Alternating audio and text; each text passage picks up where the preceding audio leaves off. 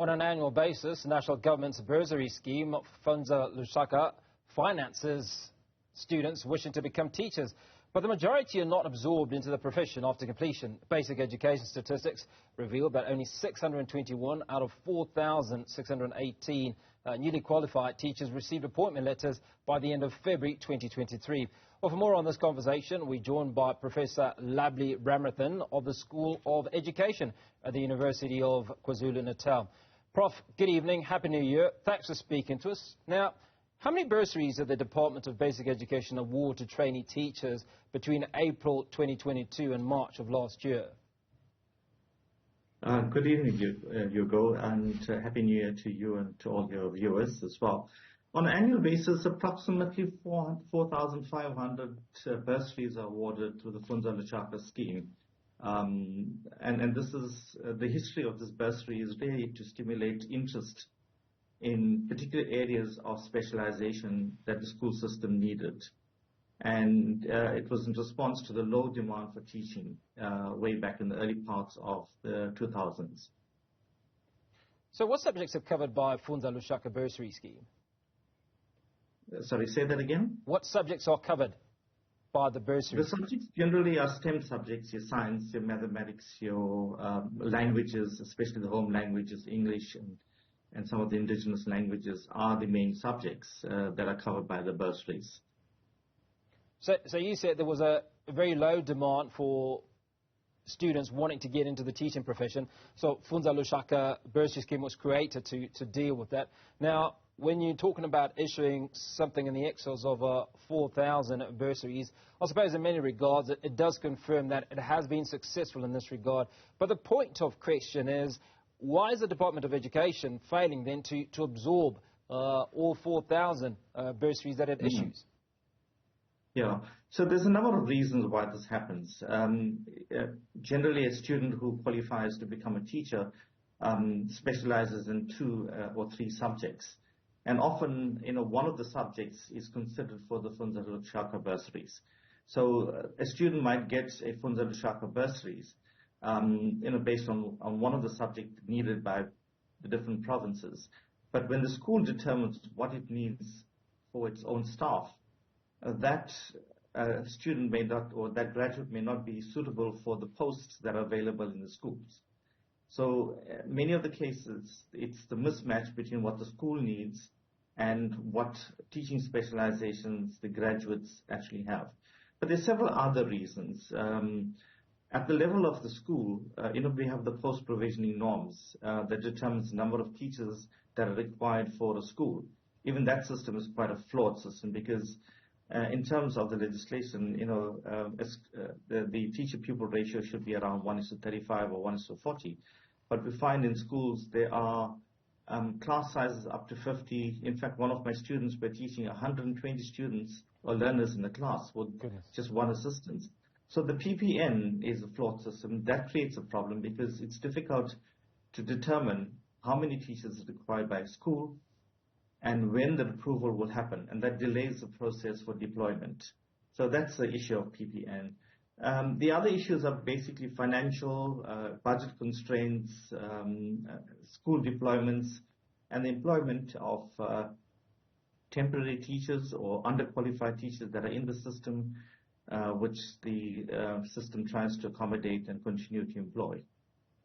So it's quite a complex system that creates this problem.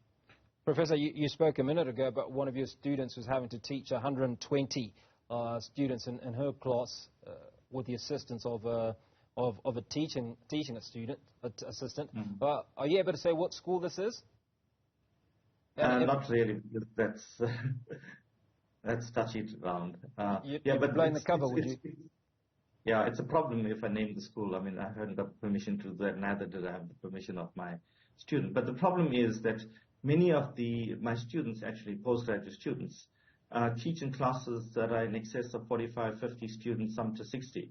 So there seems to be a trend of high learner-pupil ratios in schools.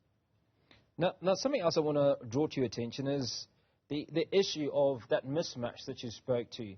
Are you suggesting then that the Funza Lushaka program does not have a conversation with the Department of Basic Education on what the department's needs are, because it would appear that if you're issuing bursaries on specific subjects, then the idea is that the benefactors of the bursaries learn those subjects and are able to be absorbed. But there's absolutely no point. In fact, it's almost a waste of money if they can't be absorbed because they're learning the wrong subjects. Absolutely, it seems like so, but there's a long process involved. Remember, if a student wants to become a teacher, has to go through the university system for 4 years. And by the time they actually get into the system, considering some of the students holding back by a year or so, by the time they actually access the school education system, it's 5 to 6 years down the line. And the needs have changed by then. The school needs have changed. There are conversations, and in fact, each province has determined what the subject teaching specialization needs are. And on the basis of that, a certain amount of bursaries are allocated to the provinces to meet that needs. But as I said, the lag time between determining the need and the supply of teachers to meet the needs is quite substantial. And therefore, any systems that you put in place to attract more teachers to meet the needs of schools is going to be, futile.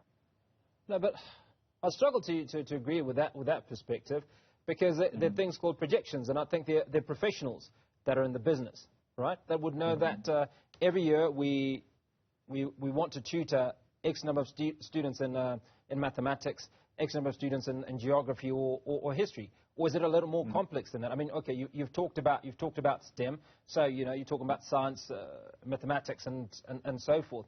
How do they fail to project the needs over a 2, 3, or 4 year period? I mean, most of this, I'd imagine, is not technical stuff, or is it? It's not just technical, because remember, predictions is as best as its mathematical modeling processes. So, you can put in the inputs, and sometimes the inputs into the modeling system may not be accurately reflecting what the needs are. Also, there seems to be an issue with, the kind of planning process in terms of, teacher attrition. So, I mean, there should be a system in place by the department to say that in the next 5 years, in a particular school, 3 or 4 teachers will be gone. The succession planning. That doesn't seem to exist in schools. All we work on is attrition rates. On the yearly basis, we have approximately 450,000 teachers. An attrition of about 6% suggests that we need approximately 27,000 teachers a year to be in the school system. But that is not taken up. The reasons for that is really difficult to understand. Well, I'm puzzled too, Professor, because if we're losing 27,000 teachers and a little over 4,000 are coming into the system via this bursary scheme, and then of those 4,000, only 600 are absorbed, then there's something that is seriously wrong. Well, that's exactly what I'm saying, that our modeling system needs to be reviewed.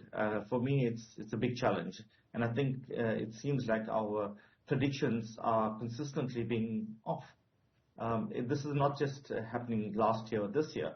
It's been an ongoing thing where there's a mismatch between our predictions of what we need and the actual needs in the school.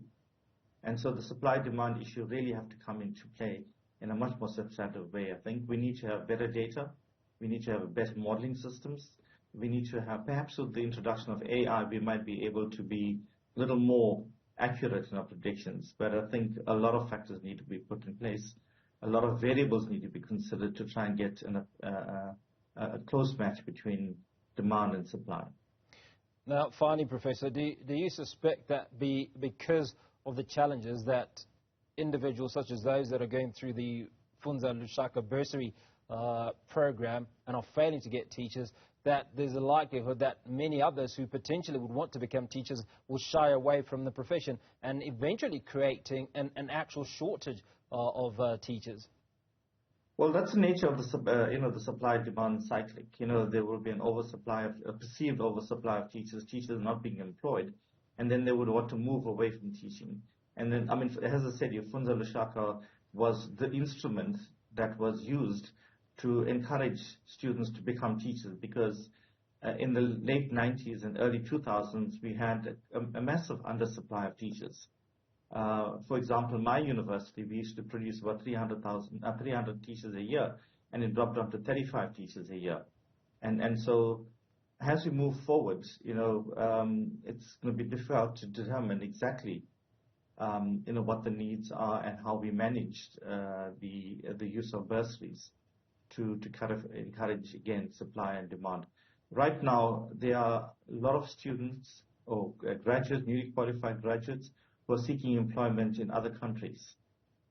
I know a number of my own students have now moved into the United Arab Emirates and so forth.